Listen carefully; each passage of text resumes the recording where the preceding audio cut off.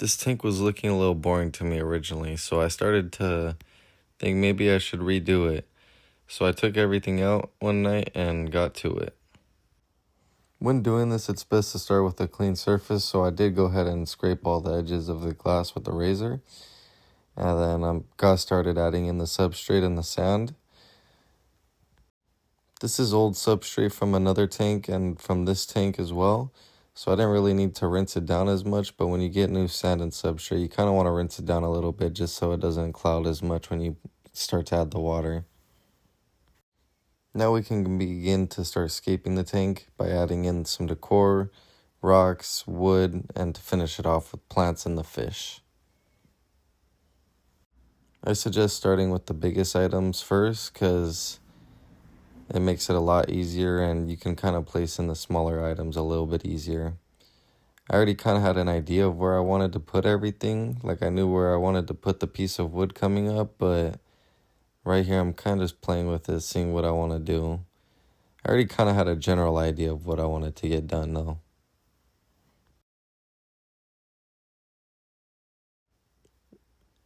It helps if you pat down all the substrate as well, like you see me doing here, just to make sure it doesn't get all loose when you start adding in the water and go all over the place.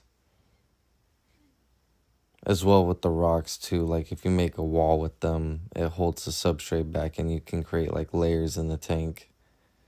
And here I'm adding in the wood. And the way I got the Anubias to stay on the piece of wood is I super glued it on there, and over time it just grew to be massive. This is probably like a 5-year, maybe 7-year-old piece of Anubias, and I've cut a good amount off it. And now I started to slowly add in water. It's best to pour it against something or add in a bag. That way you're not pouring it straight onto the sand and the sand is going to just go all over the place. Regardless, you're going to get a lot of stuff mixed up into the water column, but once you add a filter and change some water, it'll clear right up. This is the tank fully topped off with water. Looks pretty clean for now, but once we start planting, all the substrate's going to go all over the place. Some people like to plant before you add the water, but in my personal preference, I like to just do it while the water's added. And with the stem plants, I like to cut them up and then tie them all together and make a big old bundle out of them. That way it looks all chunky. This is my filter essentially.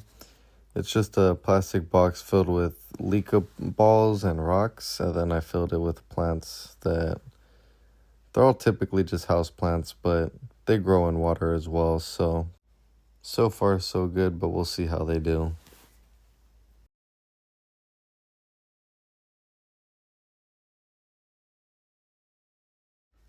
Now to catch all of the fish in the quarantine tank, which this should be fun.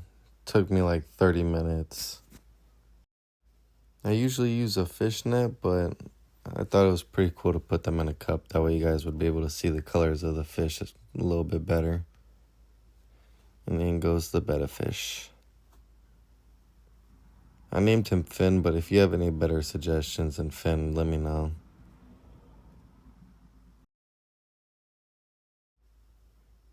Plecos are always so fun to catch. Not really. Always giving me a pain. Getting them out is even worse, honestly. They never want to come out of the cup. Coolie Loach got scooped up like nothing.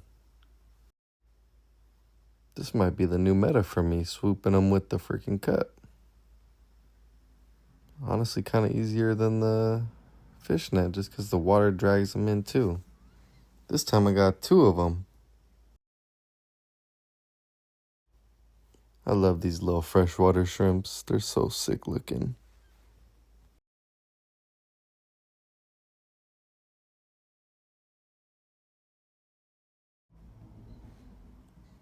These mono shrimp are crazy. They put in work on algae though.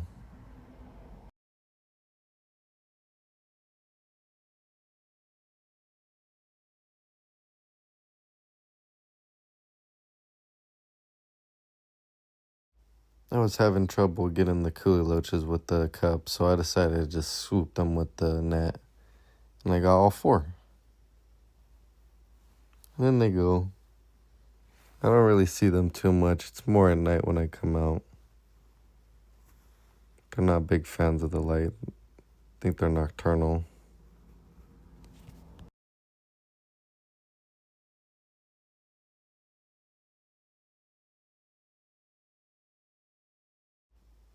These coolie fish are so unique. I love these little dudes.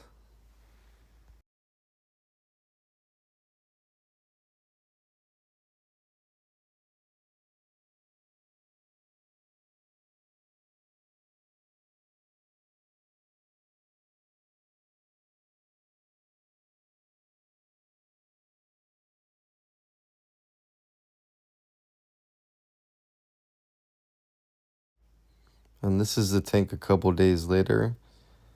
I let it settle in just so everything would look a little bit better and plants would grow out a little bit more, but I ended up cutting them right before I did this and replanting some, so that's why they're a little stubby looking, but yeah. Right there you can see the pleco coming out. I don't think you're gonna be able to see the coolie loaches in this footage. They're hiding in the skull and underneath the piece of wood right now and in the plants. What do you think of how I did of this? Do you think I did a good job aquascaping it? Let me know in the comments. I'm not a huge fan of using plastic decor in aquascapes, but when I seen this skull, I knew I was going to want to use it in one of my tanks. And for a while, I had it in a reptile tank, and then I washed it off, and I decided maybe I should add it to a fish tank, and I think it looks pretty darn good. If you've made it this far, I appreciate you for watching. If you could give me a like, comment, subscribe, and let me know what you think about this aquascape. Appreciate you for watching. Have a good rest of your day.